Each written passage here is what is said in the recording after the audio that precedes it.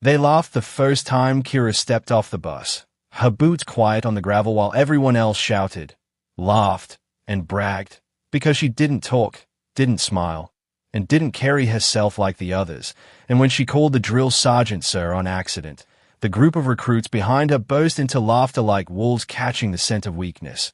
But Kiera didn't flinch, didn't even look back, because she'd learned long ago that words don't mean anything unless they come from someone stronger than you.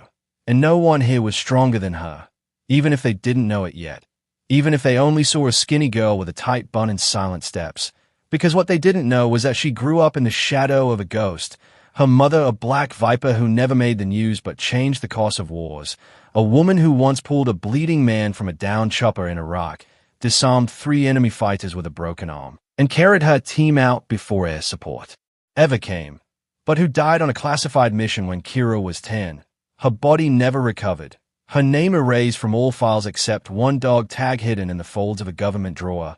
And when Kiera heard the whispers in her small town, crazy mother, ghost soldier, should have stayed home, she didn't cry, didn't shout, just trained, first with books, then with her own hands, lifting bricks in the dark, running at dawn, climbing trees, fighting boys twice her size at school, learning pressure points from a retired medic who didn't ask questions.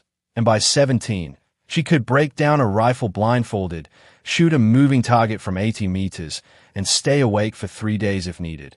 And when she turned 18, she signed up without hesitation, no one knowing who she was, no one connecting the name Kiera Vance to a file that hadn't been opened in 12 years. And now at basic, they put her with the rest, boys who talked too loud, girls who rolled their eyes, trainers who thought she'd quit by week 3. But she didn't flinch when they made her crawl through mud, didn't cry when the sergeant screamed in her face, didn't sleep when others did, and every night while the others slept, she did push-ups under her bunk and memoized every path, every exit, every weakness. And by week 2, the others started to notice she wasn't like them, not just because she never got tired, but because she moved like a shadow, quiet, fast, hard to track. And when the first live-fire drill happened, she finished in under 6 minutes without missing a single shot, while the best in the class took 12, and even then missed. And someone finally said it. She's not normal. And another whispered, what? If she's special ops? But the laughter kept coming, especially from Boone, the biggest guy in the unit, a hotshot who thought muscle meant power and sarcasm meant strength. And he made it his job to mock her, throwing her duffel in the mud, spitting in her canteen, calling her statue and ghost girl. But Kiera never once reacted, never showed anger, just let it all pass over her like dust in the wind, because she knew the game, knew that true power doesn't need to roar. And when the long-distance endurance test came, a 20-mile hike with 60-pound packs, most recruits dropped by mile 12, Boone included, but Kiera finished alone, silent, with blood in her boots and no complaints. And the base commander, Colonel Bridges, who usually never attended training exercises, happened to be there that day, watching quietly from a jeep, sunglasses hiding the sudden flicker of recognition in his eyes when he saw her gait, the way her shoulders moved like her mother's, the way her eyes never blinked unless needed. And though he said nothing then, a seed was planted, and 2 days later, an unannounced test was issued, a special mission trial, with the top 5 recruits chosen to participate in a hostage rescue simulation using real buildings, real weapons, and live instructors acting as enemies. And of course Boone was chosen, but to everyone's surprise, so was Kiera. And Boone groaned loud, saying, we're gonna lose because of her. And Kiera said nothing, just suited up, adjusted her gear, and waited at the drop point. And when the timer started, the other 4 burst into the field with shouts and noise, guns raised like it was a video game. But Kiera moved low, quiet, using the terrain, avoiding the cameras, using shadows.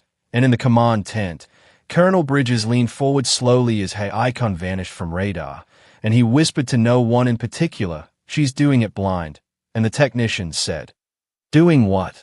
But he didn't answer, just watched. Because he knew that move, that pattern, the path through blind spots and sensor lines, something he hadn't seen since her mother died. And at minute 20, The others had found nothing. One even got killed in the simulation. But Kiera breached the side wall of the hostage building using a D2 no one had thought of, and within 4 minutes she neutralized all 3 enemy guards, extracted the hostage, and secured the site without ever triggering a single alarm.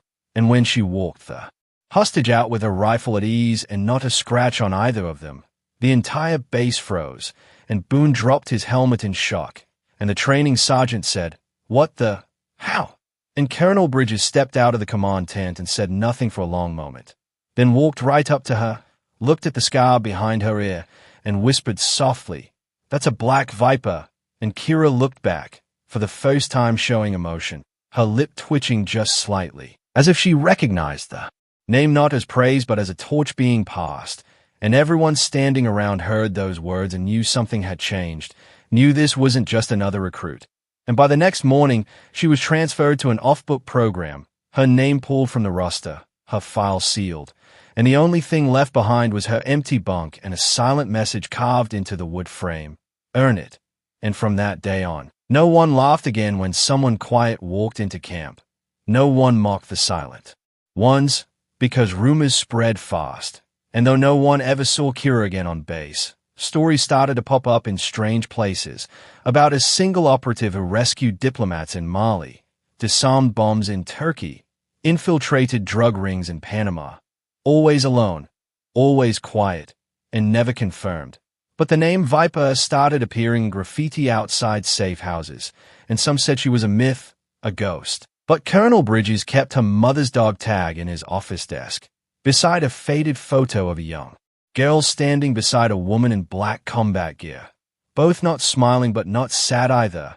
And when a new recruit once asked the colonel if the story was true, he just said, "There are 3 kinds of soldiers, loud ones, brave ones, and the ones history isn't ready for." And the kid asked, which one was she? And the colonel smiled for the first time and said, "All 3, and something more." And the kid nodded like he understood, but he didn't, not really. Because no one could ever truly understand what it means to carry a legacy written in shadows, to be trained in silence, mocked in daylight, and rise anyway, not for glory, not for applause, but because it's in your blood, your bones, your name.